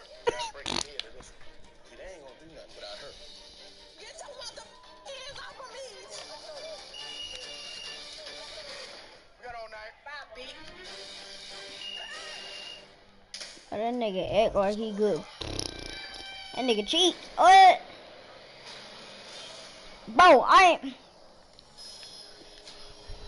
Man, these are sweaty. These are sweet. Man, you want me to get on my lock? Dallas, Texas, about her 3 daughters who were out of control. You want me to get on my lock? It was pretty strange that they would have to come that far to actually receive help. But after doing some research, I found that we were the only ones in the country that would actually keep the kids overnight. And as our program got publicized through this show, we're getting requests. I mean, not to me, but probably to when you hear a you. parent pleading for help, you just can't say no. It doesn't matter where they live. We're going to help them out. Get up, man. No, he ain't. Hands behind your back. Step right there. Hands behind your back. Hey, you got any other players? Long night, I can tell you that. You got anything in your pockets? She can't have nothing in her pockets. Her pants. Everything in your pockets? I just stay in that corner, man. We got it. How about no chapstick? What, you think we're gonna have a Mary Kay party tonight or something? My name Kendra. I'm 16 years old, and I like to steal. Like, I go to my store, I be getting Green. perfume, I be getting drawers, I be getting everything. Kendra, she's the oldest, but Kendra's a follower, not a leader. You know you're going to jail, right? If you continue stealing. No, this conversation has ended. Bye-bye. Kendra, you a mess. Really. Kendra's dad never have been in her life. And I think that kind of hurt her a lot. Kendra, she loves to fight now. Because I ain't going to let nobody just punk me. My biggest fear is she's going to get hurt real bad one day. Kendra's going to actually get hurt, and I'm going to get a phone call, and no mother wants that. At my face. I'm going to bust you with this glass. Kendra, I will jump on your neck and hit you like a orangutan. Don't hit me, because that's how the last fight started. If somebody try to poke me at the jail, I'm going to go fight them. I ain't no coward. Hey. Jay.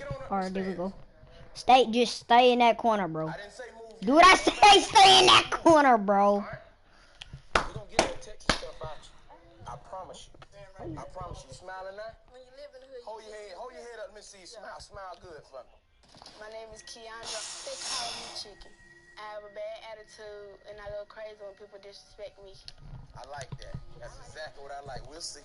We're going to get that Texas stuff out you tonight. Keandra wants to be popular, but she's fitting in the wrong way. Not too long ago, she snuck a guy in the house. Keandra had sex in her room. I'm sorry. To a boy that wasn't worth it, you know. I snuck boys. Hey, you got any other player? Just last night, Keandra invited some boys over again. Hey, you got any other player? I have been suspended more than 5 times. Some was for fighting, some was for talking back to the teachers. Bro, trust me, I get on my shooter. I was suspended from summer school because the principal was making me mad because he was just demanding me to do stuff. You want me to get on my scratch? Keandra needs to stay all night in jail to show her how it really is inside her. Hey, you want me to get on my scratch? I be beyond scared, but I don't think it'll make me straight. People try to teach me stuff all the time, and I just never change. My project tonight. I want you to realize that. I like you smiling. All right, right now you're at the Richland County Sheriff Department. Y'all in our custody. Don't lean on the wall. Stand up straight. What I want you to do is y'all going to turn around. You're going to face this wall. Absolutely no talking. You get over there on that wall, face the wall. You turn around, you face the wall right there. And I want you to get on this wall right here. Is that your mouth I'm hearing? Coming. Huh? Before tonight, you will be. Turn around. You will be.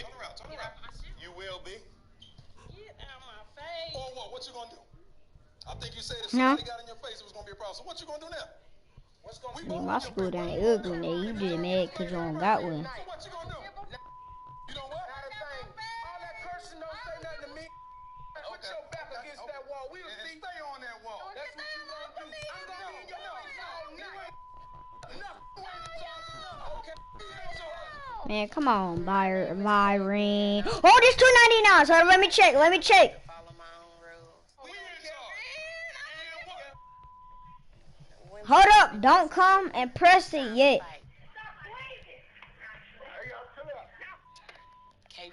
Sniper fam.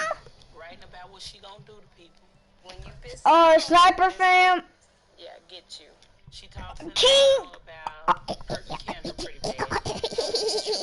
Stab you. I don't even know who these people is, but yeah. Oh, come on. Kill Kendra. It was so horrible. I don't know. I didn't even, at one point, didn't want to be around Katie. Yeah, I have regrets that I didn't kill her at that time. That's my regret. I'm just real leery on Katie. How it's gonna affect her. What do leery mean? You know? Come on. I don't know if it'll change Katie or not. Hopefully it will. Butterfinger? Better Butterfinger. Better Butterfinger. Nobody lays a finger on my better Butterfinger. Try it yourself for free. Just say to your You said it's lag. This part right here lagging. for Butterfinger. Kavian, she hates me. I mean, she treats me like a dog on the street, and I know that's wrong. I've had heart problems. I'm a very bad diabetic. I have high blood pressure. I have hypertension. Mom, when she been having these sob stories, I just wish they just do better. And I just hate the way that I have hypertension. Mom, when she been having these sob stories, I just wish they just do better. And I just hate the way that I'm being treated, because it's not fair to me. You know, and Kavian is just... She Come on, man. I see you, man, with your ugly scooter. Come on. My baby. Are you scared for real? Scared of what? What's gonna happen? Going to jail and all that, I don't... Hold on, let me change my clothes. Colin ain't gonna get you nowhere with me. And you don't tell Kavian to shut up. That's a no-no. And now none of you bitches scare me. None of you. None of you. Take these cuffs out. Hey, you mean? Take them out. Cuffs come off when we get ready to take them off. You want to take them out? So take them out. When we get ready to take them off. When we get ready to take them off. Get ready. You know what's going to happen? You're going to do exactly what we tell you to do. I don't give a... You exactly what we want you to be. It'll happen. On my ass. You still on that wall. Hey, you mean? You still on that wall. Better run about here. You still on that wall. And you walking away? And you walking away? I don't give a... Still on the wall, right? You? You still in the cell, right? Still in the cell, right? That's all that counts. Hey, shut up, bro. No, hey. Shut up, bro. Save your energy for somebody else, bro. You? Now show that to A&E, bitches.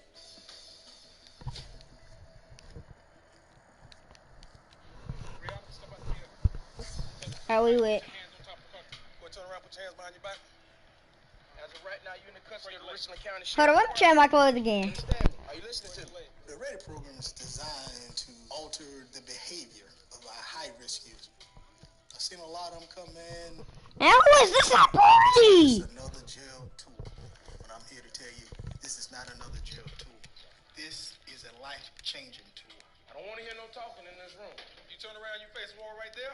Now y'all pop. Don't nobody scare me. I'm calm, then. I'm calm. They gone, then. She the one that seems like she gonna be the toughest. But she ain't tough as she thinks. The other ones, like I said, they're ready to break already. See, they ain't gonna do nothing without her. We gotta break the head of this one. All right, on my command to move. Let's go. You're gonna move, you're gonna fall out going to your right. Understood? I can't hear you. Yes, sir. Move. Right, all the way around the wall. Let's go. Alright, hold up. I had to make myself look like a bum. Don't throw me around here, Alright, come on, man. I look like a bum, ain't it? I look like a bum.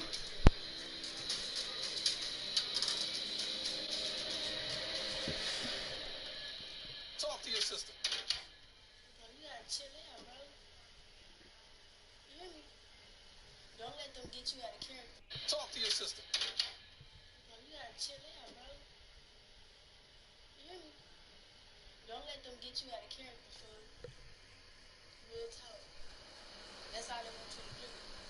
Get out of here. Stay in your lane. Alright? You a lady. Oh, about time with you. Oh, I need to know where I'm going. What shoes? I'm telling you.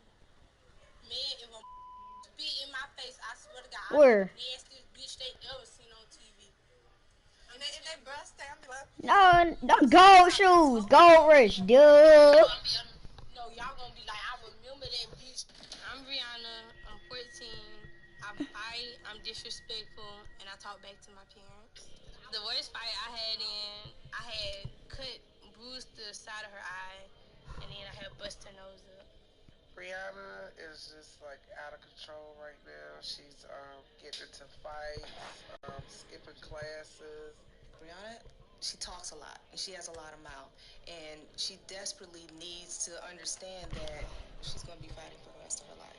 When you're in jail, you ain't got this. I want you to understand how much freedom we actually give you versus how much freedom you gonna have if you in jail. Brianna was arrested for something in school, and they actually given her a way out. If she completes the ready program, she would have all her charges dropped. Brianna needs to go to jail. 200 days. For 2 days. For life. For life. Y'all some great brothers and sisters.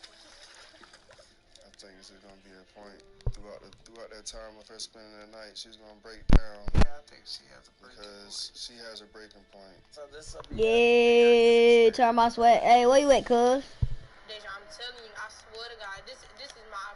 I might put my green face on. Hold up. Let me put my green face on. I'm telling you, I'll spend an extra night. Hey, shout out to the two. I'll be in Richland County for 2 nights. What? But it wasn't like I know them 2 sisters on there. Wait. Sup? This sound like Isaiah. No, what? For what? Hey, what's up? What's up? It's Tariq. What's up, Tariq?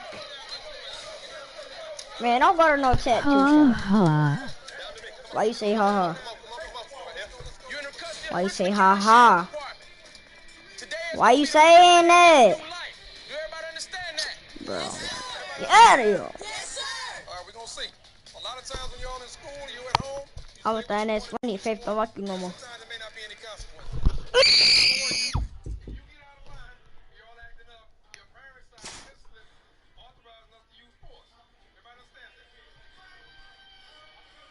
I don't know.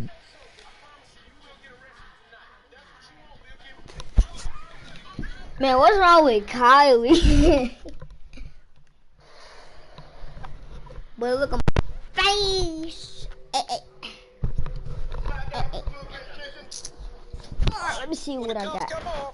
I want you to take your right hand, you're gonna put it up on the wall. When the second cuff comes off, you're gonna put your other hand on the wall. Everybody understand that? She got issues. Why you got sandals on? You got sandals on.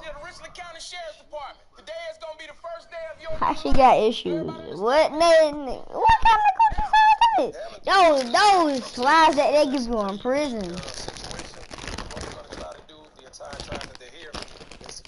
Isolated from one another. Turn back around.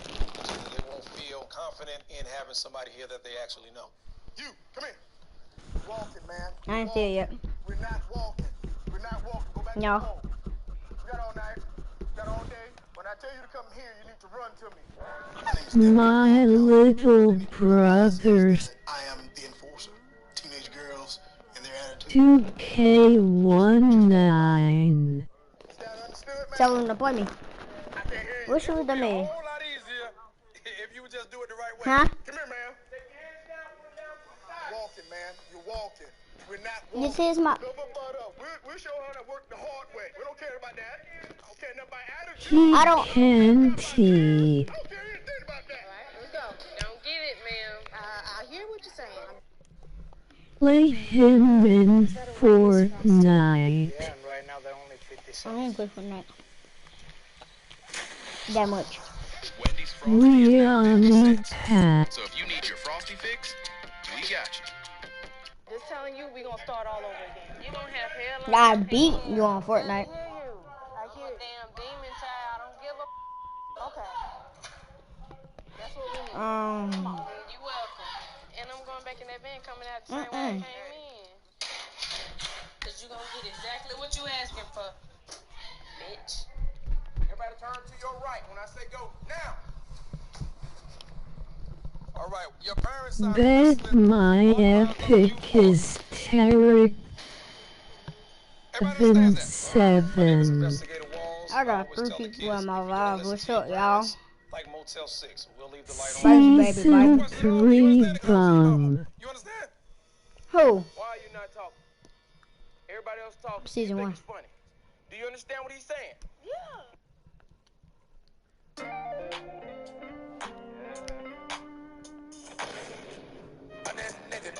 Like, you put me in such an uncomfortable situation. Like, you know I'm not happy. You know I'm trying. You know I'm not happy. You know I'm trying. What's the Hey.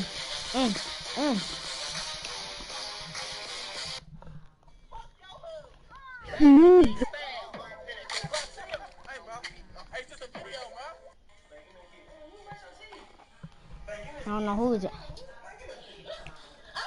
But my grandma coming. Hold on.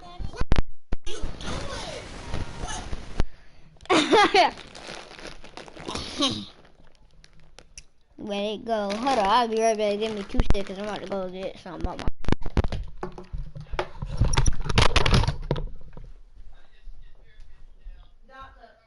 His name is Dr. Oliver Harden. Harden, Harden. Oliver. He's at Providence Hospital. Yes. Yes. Millie baby.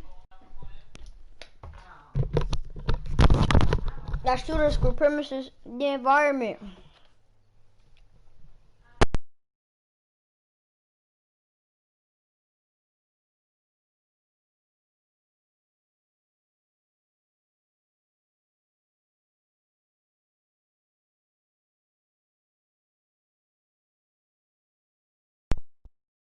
If Drew didn't film it, then it ain't filmed right.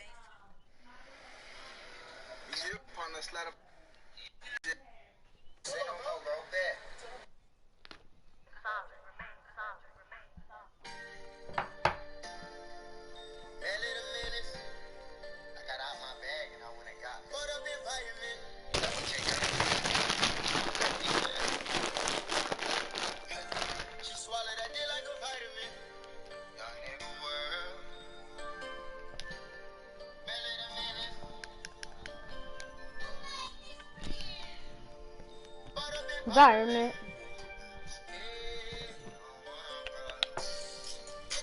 I shooter school premises. Man, this song go hard, bro.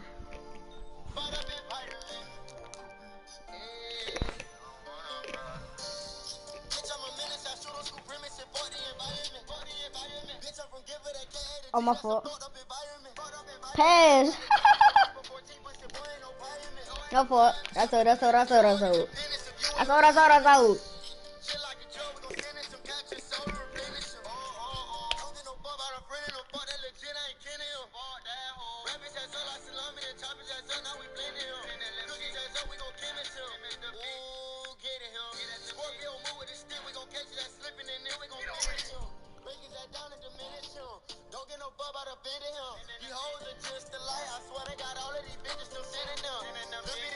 I was looking on my phone.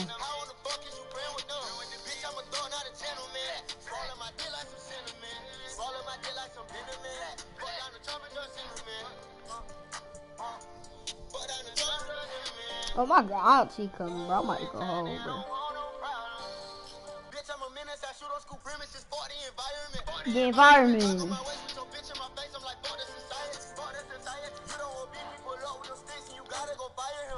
Bro, I'm dead.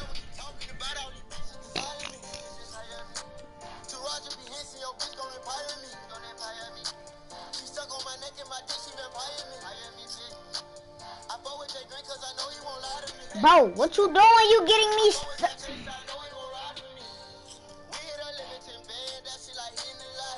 It's not.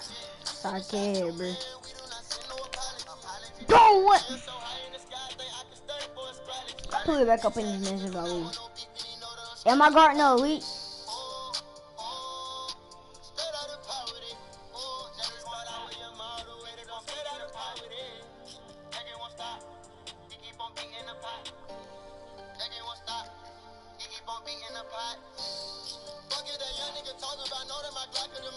Yeah.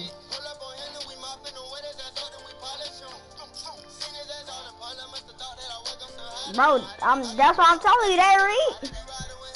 That one, huh? Stay in the corner.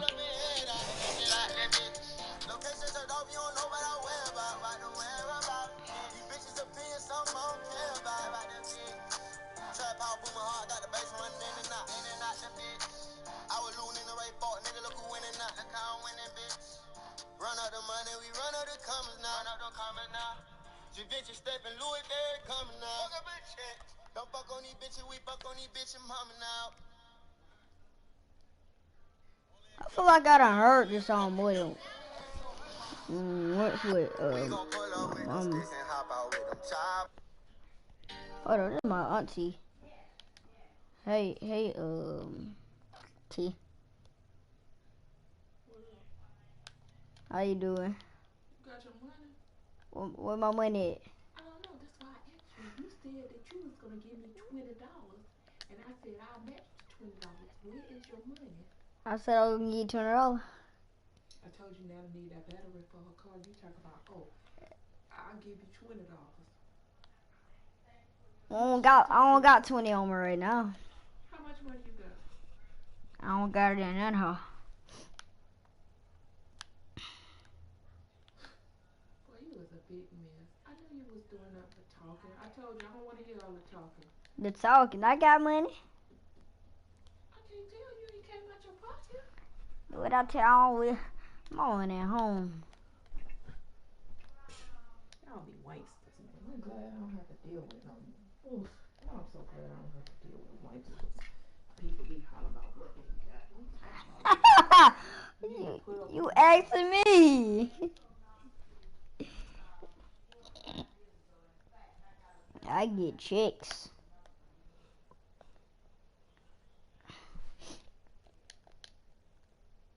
Oh.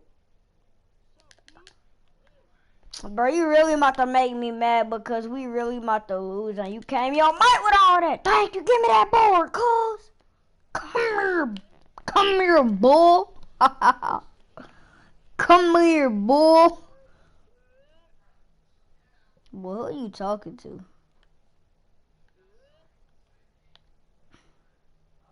Oh. Yeah, green. Be quiet, boy. Come here, boy. Hold up. You know, big green. I got it, boy. Hebert. Hey, after this, I'm kicking the man out the party.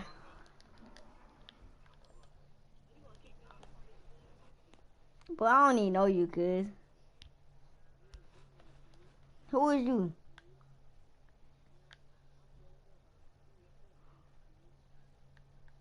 Denzel.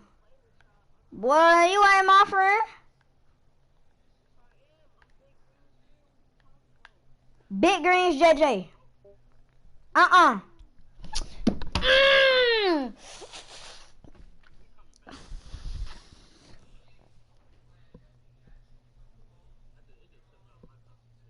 she gonna ask me for money and get mad when I don't got it on me?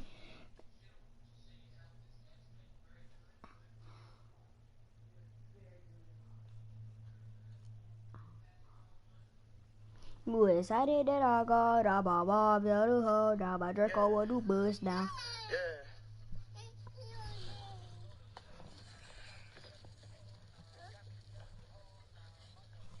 Skirt. Turn down. Phones now. Get them gone now. That's slime. Oh, and I love that I'm weird. Hey. And I love that I'm weird on You know, I ain't stressing. I ain't stressing about, you know, like.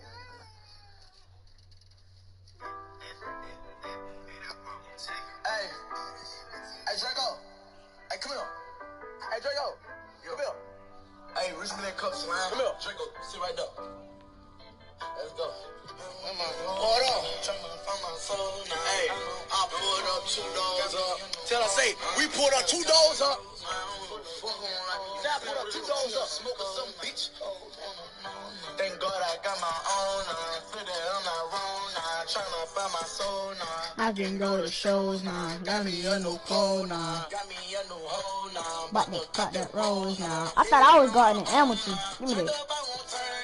Happy in my songs now. Bitch, you better not text me. You excited that I'm gone now. My mom's a new home now. Draco a new buzz now. I just said she happy I'm on track, so I'm not wrong now. Yeah, but I'm still reminiscing about my old ass. Sleeping on my own, baby. Notice that I'm strong, baby. Dropped over with that chrome, baby. Money on my dome, baby. And I came a long way. Drugs got me gone, baby. I'm happy with my money, baby. Fuck if they think I'm outdated. Trona said she hate on fake, and Kiki wanna have my baby. Bitch, I'm caught up in this flexing. Kill that boy, he talking reckless. They don't like how I've been rapping. Bet they bump my shit in Texas. Stop and pray. And my home and I gone different places. I've been all alone for the last year, baby. I'ma die before this Christmas. I ain't scared. Look!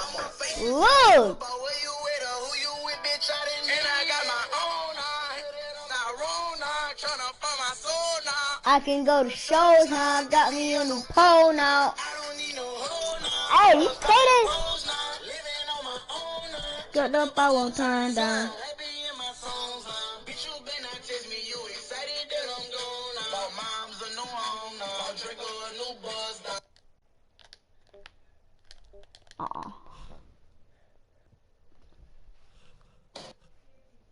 Next up, we got NBA Youngboy. Let's get it, nigga. Yeah.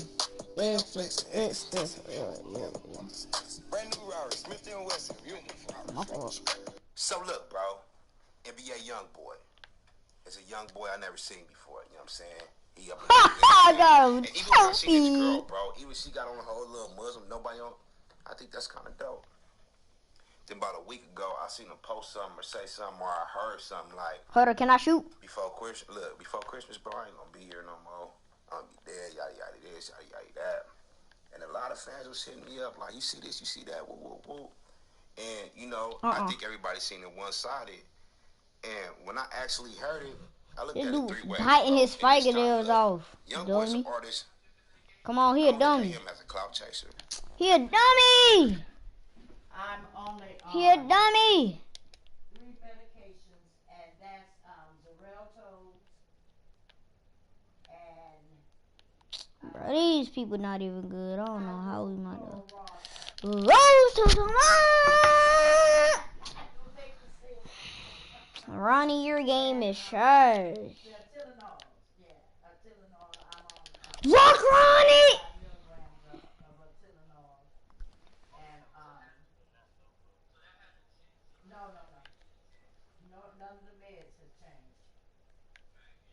If you go, you see what I'm talking about? But they won't ever give him a dunk when he going up for like a open. Oh no, baby. Like he finna hit that in my face. Okay. Thought I was finna take it, dummy. You know I'm gonna hit my guy in a 3-point.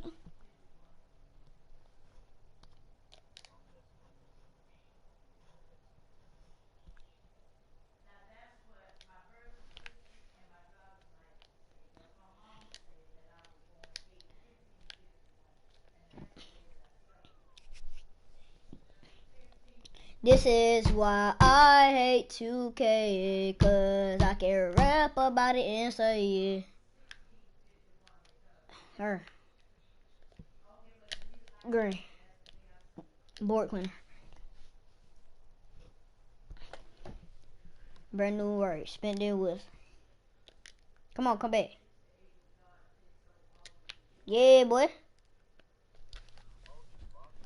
Happy in my songs now. Girl, you better not test me. You excited that I'm gone. Now my mom's a new home. Now my Draco a new buzz now. What we going to do tomorrow? Hey, what tomorrow? Tomorrow Thursday. Hold on, let me see who just said it. I gotta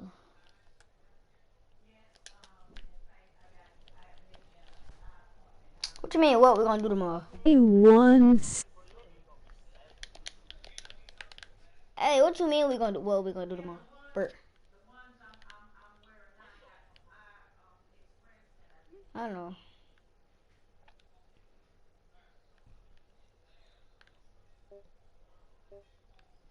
Please.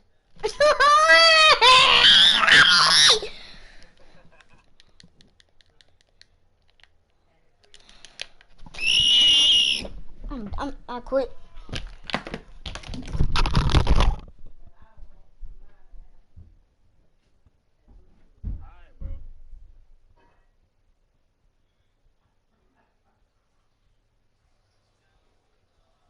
I don't know. I am trying to keep my name of the list.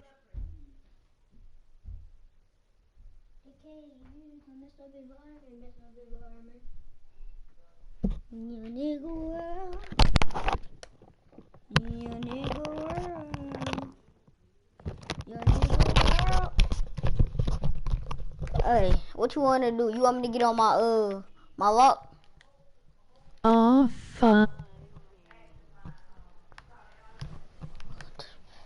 Off on me. I don't know. I'm trying to keep my name off the list. What you mean? What do you mean off the list? Melly baby. Yo. I 15. Corbin they all on me. With me. You get murdered. Taker. If you got your name on a name taker list, what that mean? Everybody interviews to get attention or go viral to get popping. He don't diss people to go. He let his music speak for itself. That's why he's popping right now.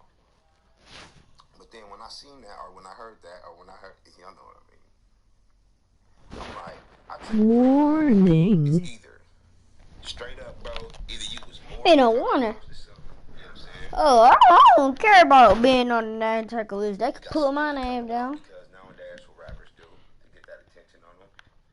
Or y'all 15s. What team I'm trying to figure out which one. My small forward. I got a lot of players. So yeah.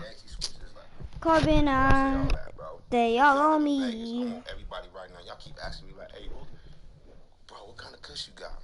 Y'all go to the Thrive shop. Thrive dispensaries, downtown, Commerce, Las Vegas, Nevada. Get there, tell me I sent you. Nothing but flight up in there. Believe me. Back to Young Boy though. He got Kevin Gates up in this corner. Looked like he switched him up with Birdman. And let's go. Turn your phone off. Look, it's this thing I did like 3 months ago called a digital detox. Oh my God, that's my grandma. You don't know how. Facebook, no nothing, bro. Just you and how. Go run a mile or something. Go fix your car. Do something. I did that for 2 days. Had the most peaceful. Look, the most peaceful environment. Get it out. Y'all know I had that time of my life. Y'all should try it, man. Shout out to y'all.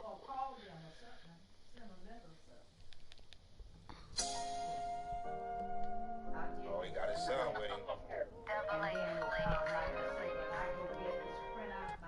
Oh, he's got his son with him. Shout out Double A. And last time when I mentioned he always got his son with him, I seen people like, bro, but he only got that one son. Y'all don't know his situation, bro. Baby mamas be tripping. They want him around them. Then look, baby mamas get boyfriends, and best believe, oh, that's NBA Young Boy, them his kids. Let me tell y'all this for real. His baby mamas out there that'll get with a dude, only been with him a month. And that dude can tell her, I don't want you around your baby daddy. You can't come over here no more. You can't see this. Okay. But she don't want no conflict. That's her new dude. She want to keep a man for once. I'm telling you, Paul, specialize in these kids. That's what's up to me. He don't look like he picked favorites.